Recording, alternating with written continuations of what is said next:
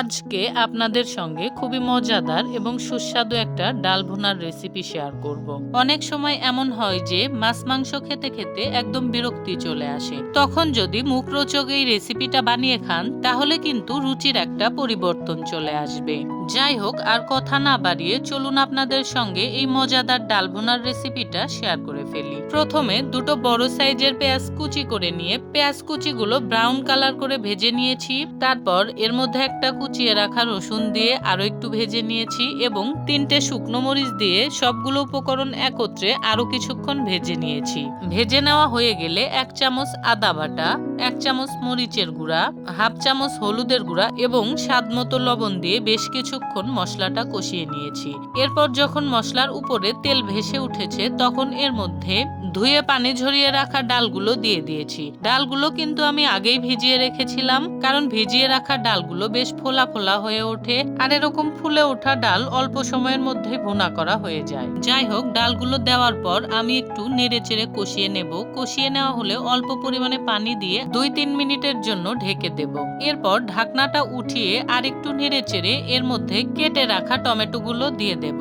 আপনারা চাইলে আম, আমড়া অথবা টক জাতীয় অন্য কোনো কিছু দিতে পারেন, তবে টমেটোটা 12 মাসই পাওয়া যায়, এই কারণে আমি টমেটোটাই ব্যবহার করেছি। আমার কাছে এই ডাল ভুনাটা টমেটো দিয়ে খেতেই সবচেয়ে বেশি ভালো লাগে। যাই হোক, আমি এখানে 2টো টমেটো নিয়েছি, আপনারা চাইলে এর বেশি অথবা কমিয়ে নিতে পারেন। টমেটোগুলো দিয়ে আমি বেশ কিছুক্ষণ কষিয়ে নেব। কষিয়ে নেওয়া হয়ে গেলে এর মধ্যে পরিমাপ মতো পানি দিয়ে দেব। এরপর একটু নেড়ে চেড়ে একটা ঢাকনা দিয়ে 7-8 মিনিটের জন্য ঢেকে দেব আর চুলার আঁচটা একদম মিডিয়াম করে দেব। 7-8 মিনিট পর ঢাকনাটা উঠিয়ে ভেজে রাখা জিরের গুঁড়োগুলো দিয়ে দেব।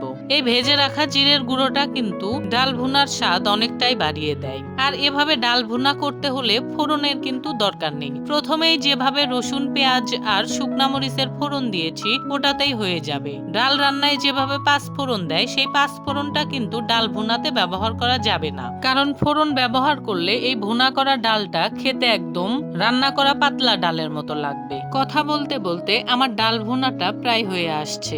দেখুন কত সুন্দর একটা লুক চলে আসছে, আর দেখতে যেমন সুন্দর খেতেও কিন্তু ঠিক তেমনই অতুলনীয় স্বাদের। খাবারে যদি এই ডাল ভুনার রেসিপিটা থাকে তাহলে কিন্তু ভাতের সঙ্গে আর কোনো কিছুই লাগবে না। শুধু এই ডাল ভুনাটা হলেই 2-3 প্লেট ভাত এমনিতেই খেয়ে নেওয়া যাবে। আর এই ডাল ভুনাটা শুধু সুস্বাদুই নয়, এটা একটা গুরুত্বপূর্ণ রেসিপিও বটে, কারণ অনেক সময় এরকম হয় যে বাসায় বাজার থাকে না আর ওই মুহূর্তে বাজার করে নিয়ে আসার মতো কেউ থাকে না। কিন্তু বাজার না থাকলেও প্রত্যেক বাঙালির ঘরে ডাল কিন্তু অবশ্যই থাকে। তখন যদি এভাবে ডাল ভুনা করে দেন তাহলে কিন্তু পরিবারের সবাই অনেক পছন্দ করবে। আর বাজার করে নিয়ে আসতে দেরি হলেও সঠিক টাইমে সবাই পেট ভরে তৃপ্তি করে খাবার খেতে পারবে। বাসায় অবশ্যই এই গুরুত্বপূর্ণ রেসিপিটা তৈরি করে খেয়ে দেখবেন যে কিরকম মজা লাগে।